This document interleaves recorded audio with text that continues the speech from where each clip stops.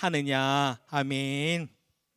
이 시간에는 우리 야고보서 강의 9번째 시간으로 악한 사람도 예수만 믿으면 천국 가나요? 라는 제목으로 함께 말씀을 나누겠습니다. 제가 신학을 준비하면서도 신대원 준비하면서도 신학생들 사이에 굉장히 이슈되는 질문이 있었는데, 첫 번째는 자살을 하면 지옥 가나요? 라는 질문이 굉장히 신학생들 안에서도 이슈가 됐습니다. 막 토론하기도 하고 이야기도 하고, 정말 자살하면 지옥 가는가? 라는 질문이 있었고, 또 한 가지는 무엇이 있었냐면, 살인자도 예수만 믿으면 천국 가나요? 아무리 악한 짓을 해도 예수만 믿으면 천국 가나요? 라는 질문이 있었는데, 이 두 가지 질문의 공통점이 뭐 같아요, 여러분? 이 두 가지 질문의 공통점, 이 두 가지 질문의 공통점이 있는데 행함에 초점이 있다는 겁니다. 어떻게 예수를 믿는다면서 자살을 하는데 천국에 갈 수 있나? 지옥에 가지 않겠나? 라는 생각이고, 또 하나는 어떻게 살인자, 이렇게 악한 행함을 했는데 어떻게 그들이 예수만 믿는다고 천국에 갈 수 있는가? 행함에 초점이 있다라는 것이었어요. 이 행함의 대표적인 영화, 기독교 영화가 있는데 전도연이 출연한 밀양이라는 영화입니다.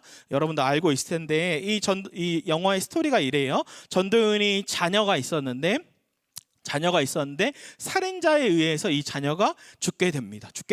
그래서 전도연이 엄마이기 때문에 말할 수 없는 고통이죠. 그래서 너무 고통스러워 괴로워하다가 한 교회에 의해서 전도받게 되고 교회를 나가게 되고 기도하게 됩니다. 그래서 이 전도연이 자녀를 잃은 슬픔 때문인지 기도하면서 막 엄청 통곡하고 떼굴떼굴 구르며 고통스러워합니다. 근데 이 전도연이 영화 속에서 어떻게 이야기하냐면, 내가 하나님을 믿게 됐고 하나님께 용서를 받았다. 그러면서 한 발자국 더 나가서 이렇게 얘기해요. 내가 이제 살인자를 용서할 수 있을 것 같다.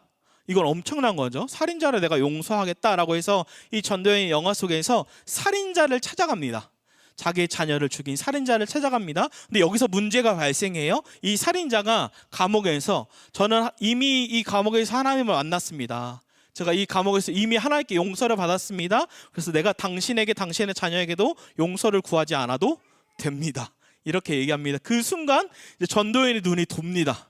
완전히 뒤집어지고, 이건 말이 되는 건가? 어떻게 자기가 용서하지도 않았는데 하나님의 용서를 받았다고 우리에게 용서를 전혀 구하지 않아도 된다고 말하는가? 라고 하면서 이 살인자는 이미 자기가 하나님께 용서받았으니 난 당당하다라고 이야기합니다. 그러면서 전도연이 완전히 뒤집어지고, 과연 신은 살아있는가? 라는 고민을 하게 됐죠. 그러면서 또 문제의 장면이 하나 나오는데, 이 영화 속에서 결국 전도연이 신이 없다, 하나님이 없다라고 고통스러워하면서 교회의 한 장로를 만나서, 가정에 있는 장로예요.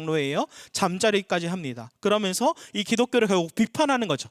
기독교는 행위는 필요 없다. 예수님께 구원만 받으면 끝이구나. 마음대로 살아도 되는구나. 라는 기독교에 대한 비판하는 영화입니다. 근데 이 영화, 밀양의 영화를 보면서 세 가지 의문점이 드는데, 첫 번째는 이거예요. 전도연은 기도하면서 통곡하고 눈물을 흘리는데 그것이 진짜로 하나님을 만났던 것인가, 아니면 단지 자식을 잃은 고통 때문에 통곡을 했던 것인가 라는 질문이고, 두 번째 질문은 살인자는 예수를 믿으니 용서받았고 내가 피해자와 가족들에게는, 유족들에게는 전혀 용서 따위는 구하지 않아도 되는가, 정말로 구하지 않아도 되는가 라는 두 번째 질문이고, 세 번째로는 장로라는 사람은 예수를 믿는다고 하는데 세상만도 못하게 간음하고 아무런 찔림도 없이, 아무도 죄책감도 없이 나는 구원받았다라고 과연 말할 수 있는가라는 질문입니다. 그런데 제가 이 설교를 준비하면서 참 놀라운 것은, 성경에서 도출된 교리라고 하죠. 기독교의 신학 교리라고 하는 것은 오직 예수만 믿으면 누구든지, 그러니까 극악무도한 죄인도 구원받을 수 있다라고 얘기하는데, 그럼 질문에 답하면 이런 거죠. 자살을 해도 구원받는가? 그럼 이렇게 답할 수 있는 거예요. 그 영혼이, 오늘 굉장히 잘 들어야 될 겁니다. 자칫 잘못하면은 완전히 잘못된 교리로 받아들일 수 있기 때문이에요. 그 영혼이 예수만 믿었으면은 구원받을 수 있습니다. 살인자도 구원받을 수 있습니까? 그 영혼도 예수님만 믿었다면 구원받을 수 있습니다. 가늠한 장로도 구원받을 수 있습니까? 그 영혼이 예수를 믿었다면 구원받을 수 있습니다. 내 마음대로 살아도 예수만 믿는다고 얘기하면 구원받을 수 있습니다라고, 이렇게 교리를 가르치는 교회들이 생각보다 굉장히 많다라는 겁니다. 굉장히 많습니다. 근데 제가 만약에 감정이입을 해서 제가 영화 속의 전도연이라면, 여러분도 한번 감정이입을 해보세요. 내가 영화 속 전도연이라면 내 자녀를 이렇게 죽이고 극악무도한 죄인이 나는 단지 동의, 난 예수를 만났어요, 난 예수를 믿어요, 그러니까 입으로 고백했으니까 내 삶은 당신에게 용서 구할 필요 없어요, 간음해도 되고 살인해도 되고 용서 구할 필요도 없고 난 천국 티켓을 이미 얻었습니다 라고 그런다면 저는 그런 예수를 믿지 않겠습니다. 목사도 하지 않을 거고 교회도 다니지 않을 거고 그런 신을 저는 믿지 않겠습니다. 이렇게 하면 정말 위기가 아닌가. 목사가 예수를 믿지 않겠다고 하면, 그러니까 살인하고 간음하고 예수를 믿기만 하면 마치 보험처럼 구원 티켓처럼 티켓팅이 된다, 그리고 마음대로 살아도 된다라고 말한다면 저는 그런 예수는 안 믿겠다라는 겁니다. 그럼 이런 또 질문이 나올 수 있어요. 그럼 목사님, 구원의 조건에는 행위가 포함된 것인가? 행위가 포함된 것인가? 믿음 플러스 행위인가? 착한 사람만 예수를 믿더라도 플러스 선한 행위 플러스 어느 정도 착한 사람만 구원받는 겁니까? 라고 질문할 수 있어요. 그래서 오늘 특별히 여러분들이 아이들 때문에 정신이 없을 수 있어도 정신을 단디 차리고 끝까지 집중해서 들어야 할 이유가 있습니다. 제가 당당하게 그런 예수를 믿지 않겠다, 지적으로 예수를 믿는다고 입으로만 시인하면서 여전히 삶이 엉망이고 간음하고 살인하고 난 이미 용서받았으니까 당신께 용서할 필요 없습니다라고 그런 예수라면 내가 믿지 않겠다라고 말한 이유가 있습니다. 왜냐하면 야고보는 믿음이 무엇인가라고 얘기할 때 제가 지금까지 설명한 그런 믿음이 아니라, 그런 예수가 아니야, 마치 구원파처럼 예수님 믿으니까 너 맘대로 방탕하게 네 맘대로 살아도 돼, 넌 이미 구원 티켓 받았어 라고 구원파와 같은 교리를 이야기하고 있지 않기 때문입니다. 우리 야고보서 2장 18절 20절 말씀이거든요. 오늘 굉장히 중요한 말씀입니다. 한번 읽어볼게요. 18절에서 20절 시작. 어떤 사람은 말하기를 너는 믿음이 있고 나는 행함이 있으니 행함이 없는 내 믿음을 내게 보이리라. 나는 행함으로 내 믿음을 내게 보이라 하리라. 네가 하나님은 한 분이신 줄을 믿느냐? 잘 아는도다. 귀신들도 믿고 떠느니라.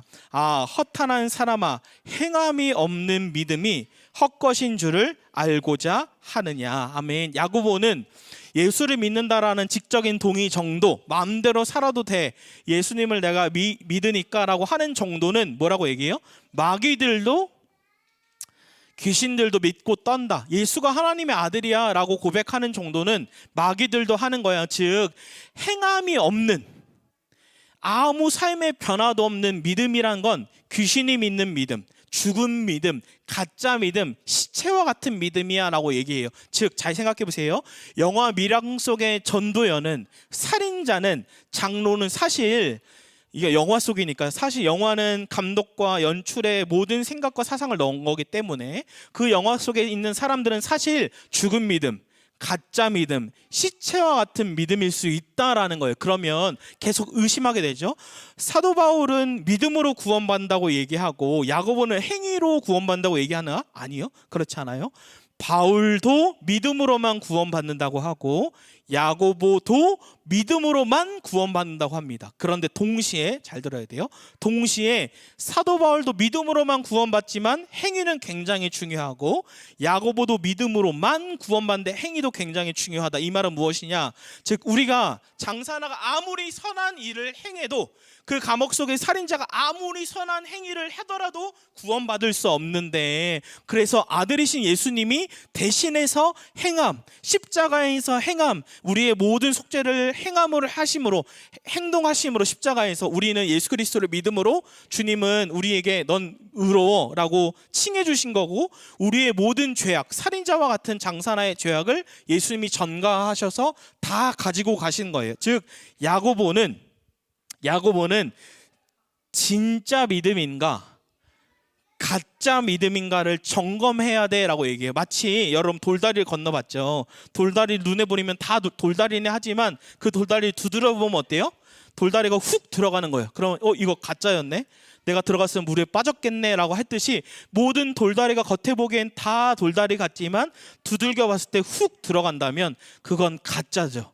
하지만 두들겨 봤을 때 탁 내들 수 있으면 그건 진짜의 듯이 야고보는 진짜 믿음인지 가짜 믿음인지를 점검할 수 있는 방법이 있는데 그 열쇠는 무엇이냐면 그 열쇠는 믿음. 그리고 양면의 동전처럼 진짜로 믿는 거면 너의 삶이 반드시 도출되게 있어. 행동하게 되어 있어 라고 얘기하는 거예요. 그래서 물론 중요한 건 더딜 수도 있어요. 내 삶이 행동이 내 삶이 성화되는 게 더딜 수도 있고 작을 수도 있고 오래 걸릴 수도 있지만 야고보는 얘기하는 건 뭐냐면 진짜로 믿는다면 반드시 변하게 돼 있어. 진짜로 예수 그리스도를 믿는 게 맞다면 반드시 변하게 되게 돼 있어 라고 얘기하는 거예요. 그래서 종교개혁자 존 칼빈이 뭐라고 얘기했습니까? 칭의 없이는 성화도 없고 성화 없이는 칭의도 없다. 이 말은 뭐예요?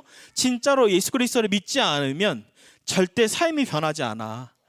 절대 삶이 변하지 않는 예수를 믿는다고 얘기하는 사람이면 그 사람은 사실 칭의가 아니야 라고 얘기하는 거예요. 그러니까 팀 켈러도 이렇게 얘기해요. 복음과 복음의 결과는 다른 것이지만 떼놓을 수 없다. 뭐예요? 복음은 예수 그리스도를 믿는 거, 예수님이 행한 걸 믿는 거라면 복음의 결과는 삶이 변하는 거예요. 이 둘은 분명히 달라요. 그런데 떼놓을 수 없는 거예요. 그럼 또 질문할 수 있죠. 목사님, 그러면 구원의 조건은 결국 믿음 플러스 행인가요? 잘 들어야 돼요. 구원 플러스 행인가요? 아니요. 구원은 뭐예요? 오직 믿음으로만 구원받습니다. 이걸 얘기하는 거예요. 근데 진짜 믿으면 어떻게 된다고요? 행한 게 변한다고요. 오직 믿음으로만 구원받습니다. 근데 진짜로 믿는 게 맞다면 삶이 변한다고요. 근데 가짜로 믿으면 살인자처럼 난 용서할 필요 없는데 전혀 삶이 바뀌지 않은 거예요. 그럼 그 사람이 가짜 믿음일 수 있다라고 이야기하는 거예요. 즉 야고보가 얘기하는 1장 21절에 너희 안에 이미 말씀이 심겼어. 이미 로고스가 심겼어. 이미 그리스도가 심겼어. 그러면 진짜 예수 그리스도를 믿었으면 반드시 도출된다. 변화될 수밖에 없어라고 얘기하는 거. 즉 사도 바울도 오직 예수 믿음으로만 구원받고 야고보도 오직 예수를 믿음으로만 구원받는데 진짜 믿는다면 야고보는 행함이 변하게 되어 있어라고 얘기하는 거예요. 그러면 오늘의 문제,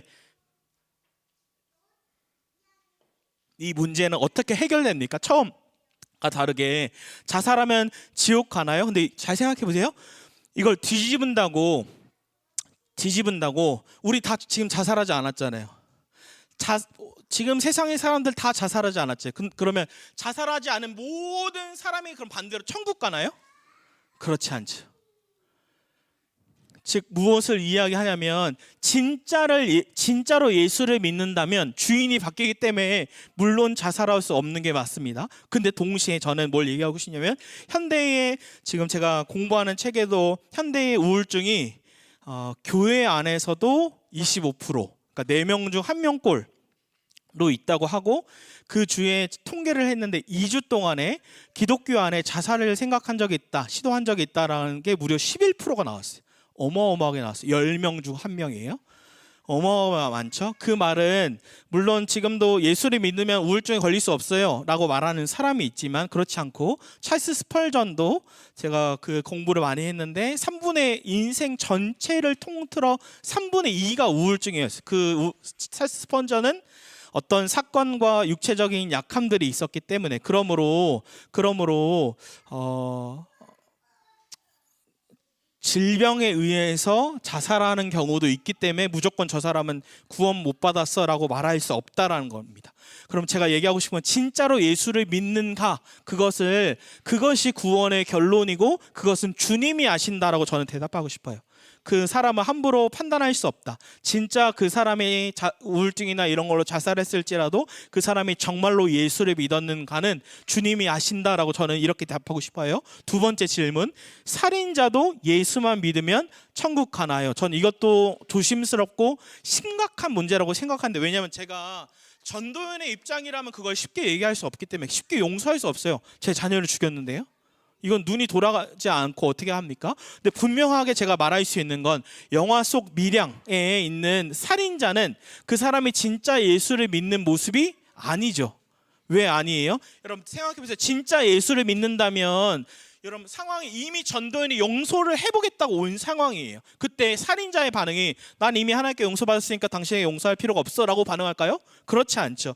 잘 생각해보면 우리가 사도 바울도 시켜서 예수 믿는 사람을 실제로 죽었는데, 그럼 살인 교사 같아요. 사도 바울이 예수님을 만나고서 이렇게 얘기했나요? 난 이제 예수님 만났으니까 의로워, 난 죄인이 아니야 라고 얘기했나요? 아니요. 사도 바울은 예수님을 만나고 자기가 죄인 중에 괴수다, 원어에서 제가 이렇게 표현했죠. 최상급이다. 그러면 그 살인자보다도 자기가 더 큰 죄인이라고 얘기했던 거예요. 즉 예수를 만나고서 진짜 변화가 일어난 거죠. 오히려 살인자는 예수 그리스도를 믿었다면 반응이 이렇게 됐을 거예요. 진짜 그 미량 속에 살인자가 예수님 만났다면 전도연이 나타나는 순간 무릎을 꿇고 제가 진짜로 죄인이었습니다. 지금도 죄인입니다. 괴물입니다. 제가 정말로 말도 안 되는 귀신에 씌어서, 그리고 제가 그런 악한 짓을 했습니다. 저를 용서하지 마십시오. 평생에 이 죄값을 받아도 받은 게 아닙니다 라고 오히려 그렇게 반응할 거예요. 그럼 전도연은 어떨까요? 얘가 이 감옥에서 뭔가 변화가 있었네 라고 최소한에 느끼지 않을까요?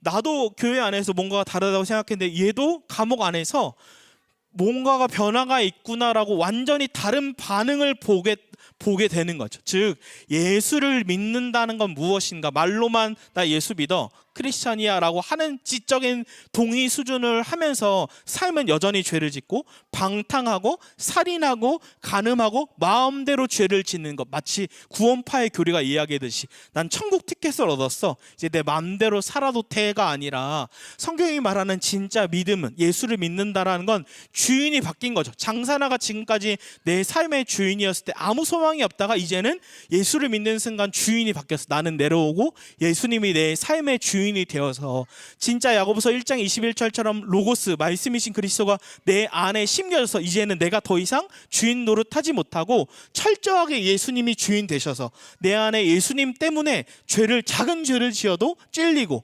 고통스럽고 거짓말하고 음란하면 괴로워서 어떻게 내가 변화될 수 있을까? 내가 어떻게 해야 성화될 수 있을까를 고민하고 씨름하고 변화되게 되는 게 진짜로 예수를 믿는다라는 내용이라는 겁니다. 우리 적용으로 야고보서 2장 본문 15절 16절 하고 싶은데요, 이 뒷 내용이 더 중요합니다. 한번 15절 16절을 읽어볼까요? 시작. 만일 형제나 자매가 헐벗고 일용할 양식이 없는데 너희 중에 누구든지 그에게 이르되 평안히 가라, 덥게 하라, 배부르게 하라 하며 그 몸에 쓸 것을 주지 아니하면 무슨 유익이 있으리요. 아멘.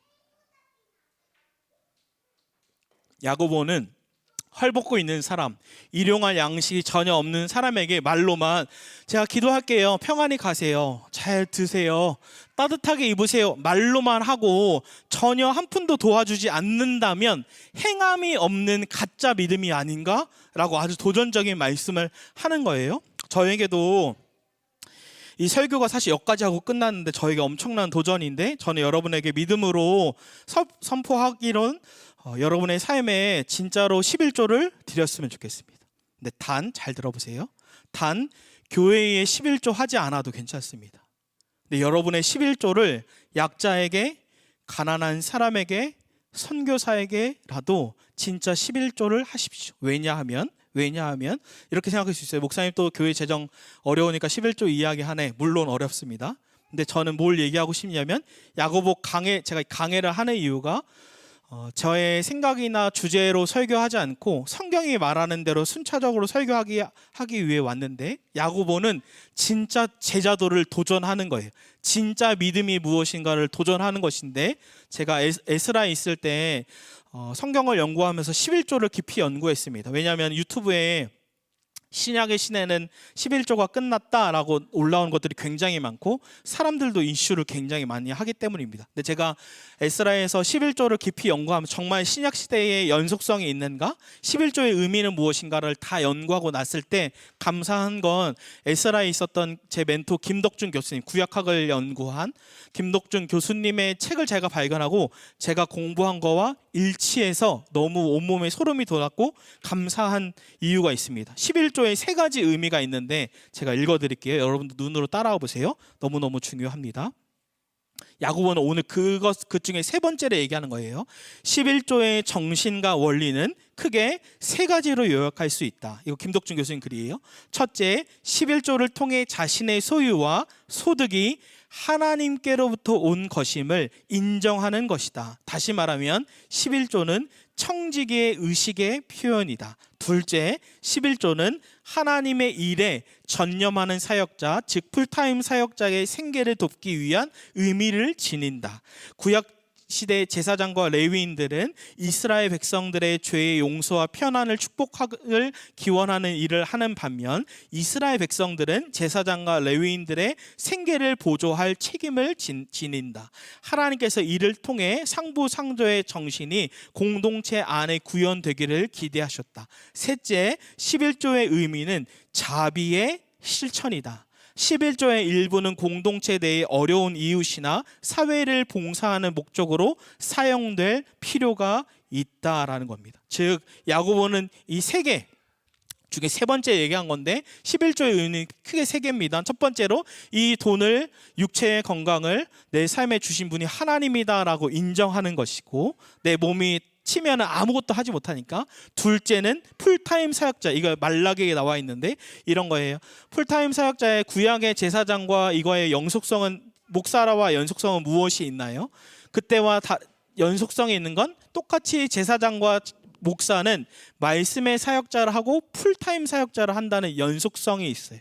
그래서 서로 선순환이 되면 이렇게 되지만, 구약에도 11조를 하지 않았을 때 다 제사장들이 뭘 하러 갔냐고 했냐면 다 일을 하러 갔습니다. 그러니까 말씀 사역이 약해지고, 말씀 사역이 약해지니 이스라엘 백성은 다시 우상 숭배를 하는 안 좋은 사이클로 계속 간 거예요. 이 두 번째 풀타임 사역자. 세 번째는 야고보가 오늘 얘기하는 게 이 부분이에요. 자비, 관대함, 약자를 섬기는 것입니다. 그래서 저는 저에게도 굉장한 도전인데, 야고보는 이 본문의 11조의 참된 의미의 세 번째, 자비, 관대함으로 약자를 섬기라. 교회에 11조 하지 않아도 괜찮으니 정말 믿음의 사람이고 제자도라면 여러분 그 11조를 약자에게, 가난한 자에게, 선교사에게 하십시오라고 얘기하는 겁니다. 누군가 이렇게 저에게 질문할 수 있어요. 목사님 11조 교회 안 하면 교회 운영이 어렵지 않고 죽지 않습니까? 그럼 전 이렇게 대답할 겁니다. 아니요. 자비와 관대함이 있는 성도들이 모인 교회라면 교회는 절대로 죽지 않습니다. 진짜 자비와 관대함이 있는 성도가 모인 교회라면 그 교회는 절대로 죽지 않습니다. 저희도 30, 40대의 대부분이 재정적으로 어렵죠. 왜냐하면 돈이 가장 많이 나가는 시기고 집을 사야 하고 준비하는 시기이기 때문에 돈이 재정적으로 어려운 게 맞습니다. 저희도 물론 똑같이 어렵죠. 근데 저희도 11조, 제 사례금에 다시 11조를 내고, 아내도 11조를 내고, 제가 위지엠에서 받은 11조도 내고, 제가 강사비를 받은 것도 11조를 내고, 아이들도 용돈도 철저하게 11조를 내는데, 거기서 뿐만 아니라 기도하면서 저희가 재정이 어려운 가정들, 어저께도 재정이 어려운 가정이 왔는데 제가 기도하고 마음에 감동이 있고 아내 얘기해서 같이 가서 10만 원어치 11만 원, 6천 원 장 다 사주고 또 10만 원을 돈을 보내주고. 근데 돈을 보내준다고 끝나지 않거든요. 그 가정이나 성도들이 자립해야 하는데 기도하고, 그러니까 저희도 10의 2조를 하려고 하는 거죠. 왜냐하면 사도 바울은 당신이 좋아지길 기도할게요. 밥 잘 챙겨 드세요. 추워지니까 따뜻하게 입으세요라고 말만 하면 너는 가짜 믿음 아니냐?